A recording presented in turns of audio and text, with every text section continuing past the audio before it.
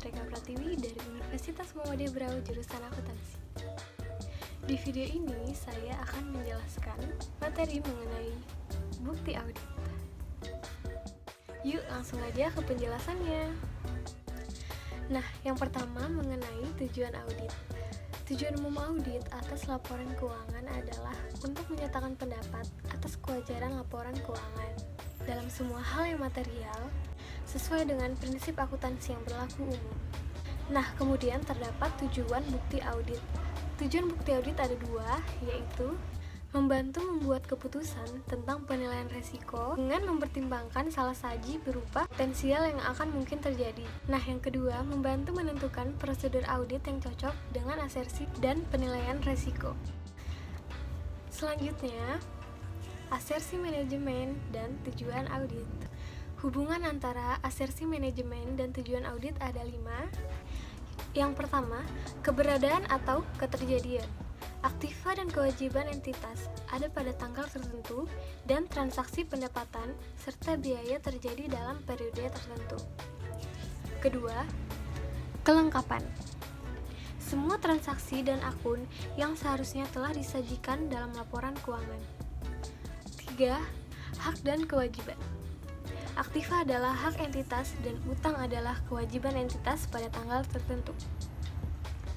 4. Penilaian dan alokasi. Komponen aktiva, kewajiban, pendapatan dan biaya telah disajikan dalam laporan keuangan pada jumlah yang semestinya. Dan yang terakhir, penyajian dan pengungkapan. Komponen tertentu laporan keuangan telah digolongkan, digambarkan, dan dituangkan secara semestinya. Selanjutnya, standar pekerjaan lapangan ketiga. Standar pekerjaan lapangan ketiga berbunyi, bukti audit kompeten yang cukup harus diperoleh melalui inspeksi, pengamatan, dan konfirmasi sebagai dasar yang memadai untuk menyatakan pendapat atas laporan keuangan yang diaudit. Cukup tidaknya bukti. Ada 4 faktor yang mempengaruhi kecukupan bukti. Yang pertama, materialitas. Auditor harus memberikan pendapat pendahuluan atas tingkat materialitas laporan keuangan. Karena tingkat materialitas dan kuantitas bukti audit memiliki hubungan yang terbalik. Maka, semakin rendah tingkat materialitas, semakin banyak kuantitas bukti yang diperlukan. Sebaliknya, jika tingkat materialitas tinggi, maka kuantitas bukti yang diperlukan pun akan semakin sedikit. 2. Risiko audit. Risiko audit dengan jumlah bukti yang diperlukan memiliki hubungan yang terbalik. Rendahnya risiko audit berarti tingkat kepastian yang diyakini auditor mengenai ketepatan pendapatnya adalah tinggi. Tingginya tingkat kepastian tersebut menuntut auditor untuk menghimpun bukti audit yang lebih banyak. Yang ketiga, faktor ekonomi. Pelaksanaan audit menghadapi kendala waktu dan biaya ketika menghimpun bukti audit. Auditor memiliki keterbatasan sumber daya yang akan digunakan untuk memperoleh bukti yang diperlukan sebagai acuan dalam memberikan pendapat atas laporan keuangan entitas. Nah, yang terakhir ada ukuran dan karakteristik populasi. Ukuran populasi dan jumlah sampling bukti audit memiliki hubungan yang searah.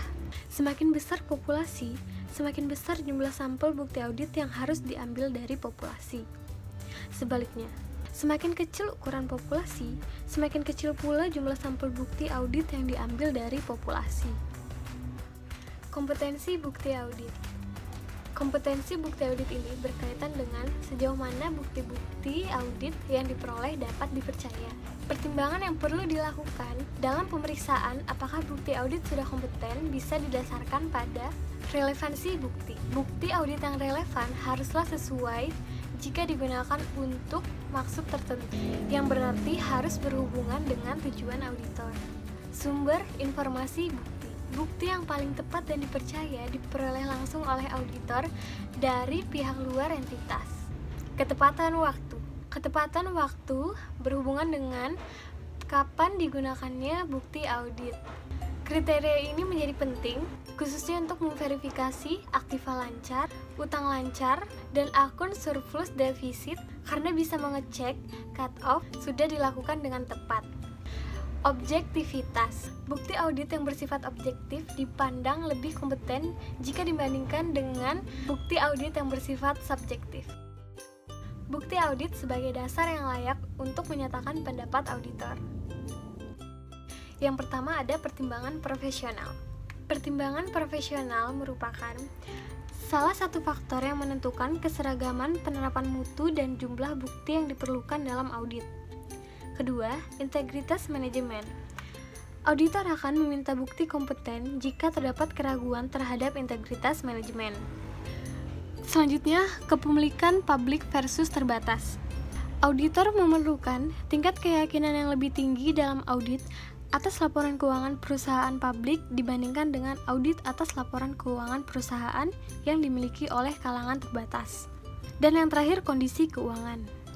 Auditor harus mempertahankan pendapatnya atas laporan keuangan auditan dan mutu pekerjaan audit yang telah dilaksanakan, sekalipun jika perusahaan yang telah diaudit mengalami kesulitan keuangan maupun kebangkrutan. Tipe bukti audit dikelompokkan menjadi dua. Yang pertama, tipe data akuntansi dan tipe informasi penguat. Tipe data akuntansi terdapat pengendalian intern.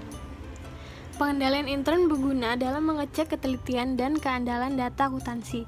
Kesalahan yang timbul akan segera dapat diketahui dengan adanya cross-check dan cara pembuktian lainnya apabila pengendalian intern suatu perusahaan terjamin keandalannya. Kedua, catatan akuntansi. Auditor melakukan verifikasi terhadap suatu jumlah yang tercantum dalam laporan keuangan dengan melakukan penelusuran kembali jumlah tersebut melalui catatan akuntansi. Tipe informasi penguat. Bukti fisik. Bukti fisik adalah bukti audit yang diperoleh dengan cara inspeksi atau perhitungan aktiva berwujud. Bukti dokumenter. Bukti dokumenter adalah bukti yang terbuat dari kertas bertuliskan huruf dan angka atau simbol-simbol yang lain. Perhitungan sebagai bukti. Perhitungan yang dilakukan sendiri oleh auditor dapat berupa footing, cross-footing, pembuktian ketelitian perhitungan biaya depresiasi dengan cara menggunakan tarif depresiasi yang digunakan oleh klien, dan pembuktian ketelitian penentuan taksiran, kerugian piutang usaha, laba per saham yang beredar, taksiran pajak perseroan, dan lain-lain. Bukti lisan.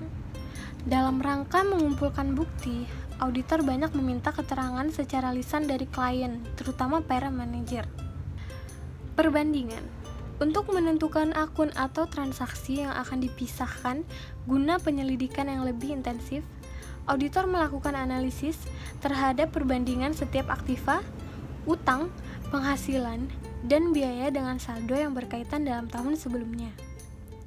Bukti dari spesialis.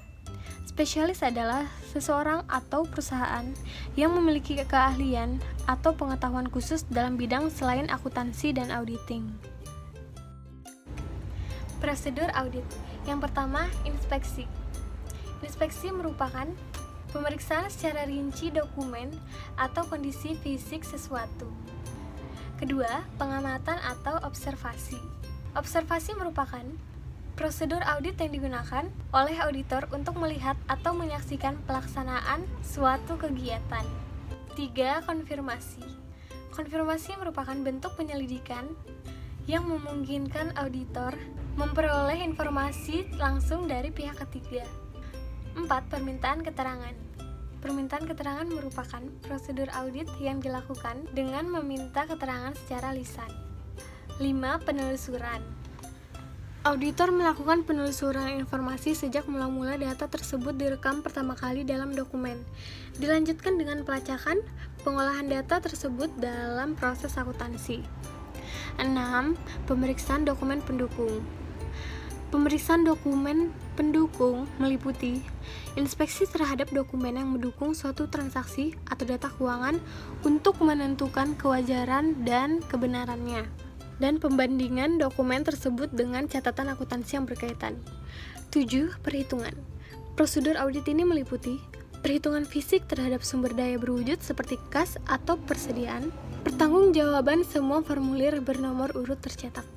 8. Scanning. Scanning merupakan review secara cepat terhadap dokumen, catatan dan daftar untuk mendeteksi unsur-unsur yang tampak tidak biasa yang memerlukan penyelidikan lebih mendalam. 9. Pelaksanaan ulang.